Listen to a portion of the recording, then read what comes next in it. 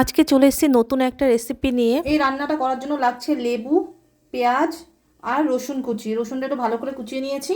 আর লাগছে অনেকটা ধনেপাতা। আর ভাতটা আমি আগেই করে রেখেছি, বাসমতি চালের ভাত।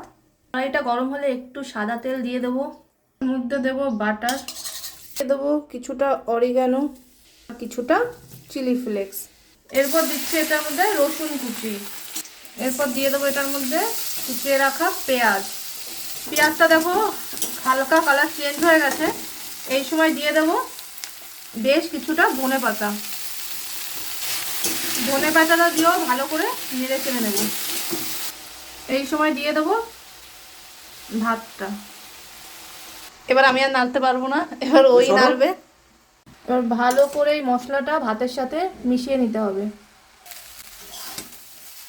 দেখো ভালো করে মশলাটা মিশে গেছে ভাতের সাথে, তো খুব সুন্দর একটা গন্ধও ছেড়েছে। এবার দিয়ে দিতে হবে লেবুর রস। লেবুর রসের সাথে একটু গোলমরিচ গুঁড়ো দেব। এবার এটাকে ভালো করে মেশালেই রেডি আমাদের লেমন কোরিয়ান্ডার রাইস। তোমরাও এটা একবার বানিয়ে দেখো, আশা করছি ভালো লাগবে। এটা আমরা চিকেনের সাথে খেয়েছিলাম, আমাদের তো দুর্দান্ত লেগেছে। তোমরা একবার বানিয়ে জানিও কেমন হয়েছিল। টাটা।